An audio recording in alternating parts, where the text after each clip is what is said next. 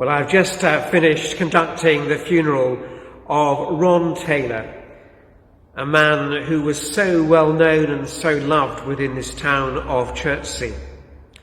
Owing to COVID, we were limited to just 30 people, whereas normally we would have expected perhaps 200 or 300 people for a service such as this. Unfortunately, our live stream failed this afternoon, and so I want to take this opportunity of reading the address and two of the eulogies to Ron Taylor. First of all, I'd like to read an address made and written by Ron's children. Ronald James Taylor was born on the 28th of June 1927, and he died on January the 23rd, 2021.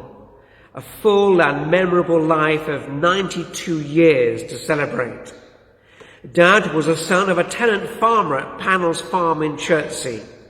He lived and grew up there with his 5 brothers and his sister. He was raised from a farming family who grew their own produce, and Dad, with his brother Bill as young men, took over the family greengrocers, Ethel Taylor's in Windsor Street. Dad recalled his father being the first greengrocer to sell bananas in Chertsey after bringing them back from London. Dad worked at the greengrocers from 1941 until he retired at the age of 82. One of the most important things about Ethel Taylor's for Dad was that it was opposite the Crown pub. One bright manager there put up a triangular road sign of 2 gentlemen crossing the road, and it said, "Greengrocers Crossing," as Dad and Bill would more than occasionally cross the road for liquid refreshment. Dad became very well known in Chertsey. He was photographed by the Chertsey Society with the local town crier, and he had his portrait painted in the shop by artist George Popesco. That is the picture many have of Dad, but the memories that we all have show a funny, kind and loving man. Here are some memories I'd like to share with you, say the family, that people have shared with us all. Dad was one of the kindest, polite and well-mannered men, always seeing the good in people, never saying a bad word about anyone, always smiling, and nothing was too much trouble. Quite an accolade when he lived in a house full of women. These words were written, I have to say, by women. I will always remember Ron enjoying family celebrations with all of his siblings, shouting all at the same time, usually about a horse. When Dad had won on the horses, we'd all be treated to a big bag of chocolates, always a hit when we were children. Dad was called the king and singing man of the orchard, as he was always singing. Dad was always there for me as a teenager, probably a bit too much. He'd pick me up from Walton Hop. It was always embarrassing, as he'd wait outside with an umbrella in the rain for me, and never just wait in the car. At the time, that was really uncool. All of us as his daughters remember the holidays at Hayling Island and the fun times we had for so many years. Dad would always sit on the beach with a cup of tea or an ice cream, and a Hayling Island holiday wasn't complete without Dad taking us all to the fair and having candy floss or a toffee apple, and then having fish and chips on the beach together. Ron taught me many valuable lessons in life.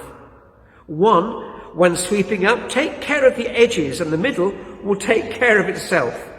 Number 2, butter both sides of the bread for a sandwich or you'll get sacked from your job in the cafe.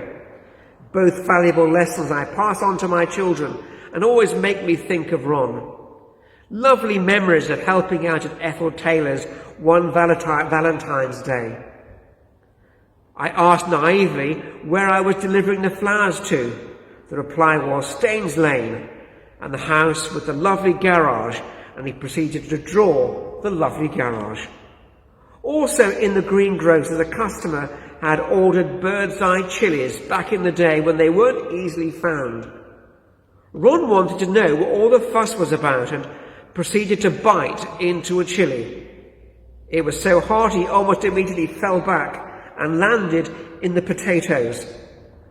When I told Ron I was going to France on a date, he very dramatically threw himself over the oranges and said, "You'll get murdered." He was always the dramatist. One summer, when visiting, Ron took me for a stroll around Chertsey. He drove his scooter in the middle of the pavement, gave me a potted history of the town, and then naturally we stopped at the club. Everyone there would have bought Ron a pint if we'd accepted. When we got back to the house and Poppy asked us where we'd been for so long, Ron told Poppy I'd been a bit tired walking and he thought we'd better go into the pub so that he could buy me a drink to keep me going. Whenever I saw Ron, he always slipped me £1 to put in my pocket. On a school cruise, Dad sent a letter to each port, said it was always there when we arrived. The best letter of all was the last stop in Gibraltar, and the letter had a £5 note in it. It pretty much saved my life at the time. There are so many more I'm sure we all hold dear and cherish, and ones we will all share when we can all gather again. All of us as his daughters will forever be grateful and proud that Ronald James Taylor was our dad. And to finish, when you lose someone you love, it's hard to bear the sorrow, and it takes such strength and courage just to try and face tomorrow. But may each happy memory be a guiding light to you, and the warm concerns of others be the greatest comfort too.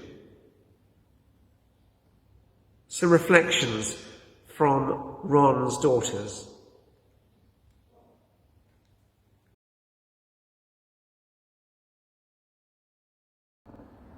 Well, as vicar here in Chertsey, it's a real privilege to be able to speak about Ron, a man I've known for over 20 years, a man who was really part of the fabric of this town of Chertsey throughout his life, supplying fruit and vegetables, I guess, for the best part of the 20th century, and the wider family much longer.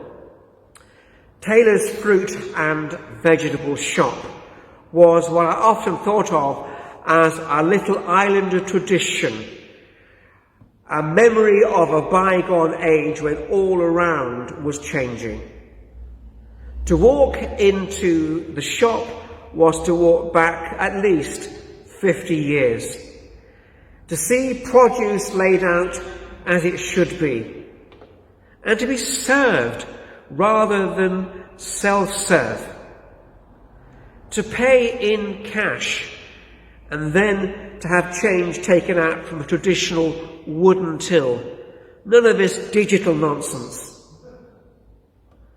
I think gaslighting disappeared during my years here as vicar within that shop.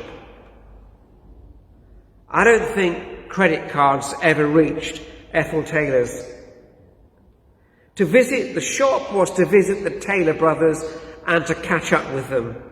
To be addressed as Sir and with politeness, touching the head as if to say, if I were wearing a hat, I would now take it off. And that wasn't just because I was the vicar, it was true for us all.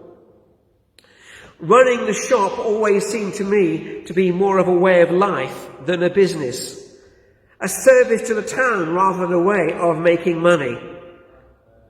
And there was, of course, that most ancient of traditions, that commute across the road each lunchtime to the Crown, during a lunch period which always seemed to me to be somewhere between 11 o'clock in the morning and 2:30 and 3 o'clock in the afternoon. How many other towns had a sign saying, Greengrocer Crossing?